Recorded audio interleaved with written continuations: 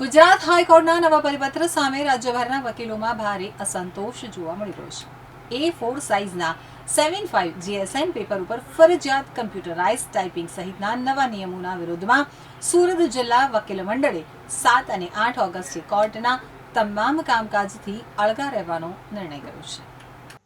Gujarat high court દ્વારા બહાર પાડવામાં આવેલા પરિપત્ર ક્રમાંક 2002-2006ના વિરોધમાં સુરત જિલ્લા વકીલ મંડળે 2 દિવસીય બહિષ્કારની જાહેરાત કરી છે। નવા નિયમો મુજબ હવે તમામ અરજીઓ, પ્લેડિંગ, એફિડેવિટ, મેમોરેન્ડમ ઓફ અપીલ તેમજ સામાન્ય મુદ્દત અરજીઓ પણ ફરજિયાત કમ્પ્યુટરાઇઝ્ડ ટાઈપિંગ કરીને જ રજૂ કરવાની રહેશે। આ ઉપરાંત તમામ કોર્ટ કાર્યવાહી માટે 75 GSMના A4 સાઇઝના પેપરનો ઉપયોગ આગળ પાછળ પ્રિન્ટિંગ અને નિર્ધારિત ફોન્ટમાં ટાઈપિંગ ફરજિયાત બનાવવામાં આવ્યું છે। વકીલ મંડળનું કહેવું છે કે આ નિયમોથી વકીલો તેમજ સામાન્ય પક્ષકારો ઉપર વધારાનો આર્થિક અને વ્યવહારુ બોજ પડશે। ખાસ કરીને સામાન્ય મુદત અરજીઓ પણ હાથથી લખી શકાશે નહીં, જેના કારણે ખર્ચ અને સમય બંનેમાં વધારો થશે। તો સુરતમાં યોજાયેલી બાર કાઉન્સિલ ઓફ ગુજરાતના સભ્યો અને વકીલ મંડળની બેઠકમાં આ મુદ્દે ઉગ્ર વિરોધ નોંધાવવામાં આવ્યો હતો।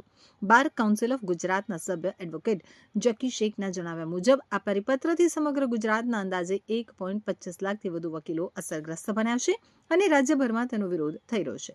તેમણે જણાવ્યું કે પરિપત્ર રદ ન થાય ત્યાં સુધી આંદોલન ચાલુ રહેશે। આ મુદ્દે બાર કાઉન્સિલ ઓફ ગુજરાતના તમામ 23 સભ્યો તથા વિવિધ વકીલ મંડળોએ ગુજરાત હાઈકોર્ટના રજિસ્ટ્રાર જનરલને લેખિત રજૂઆત પણ કરી છે।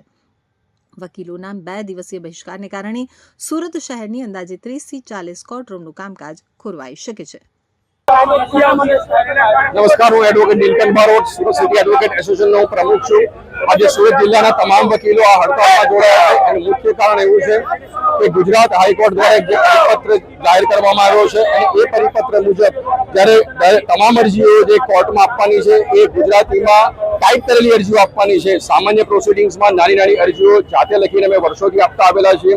દરેક અરજી ટાઈપ કરાવવા માટે ક્યાં તો ઓફિસમાં જવું પડે, ક્યાં તો સ્પેશિયલ ટાઈપિસ્ટ પાસે જવું પડે, એ પ્રેક્ટિકલ પણ પોસિબલ નથી।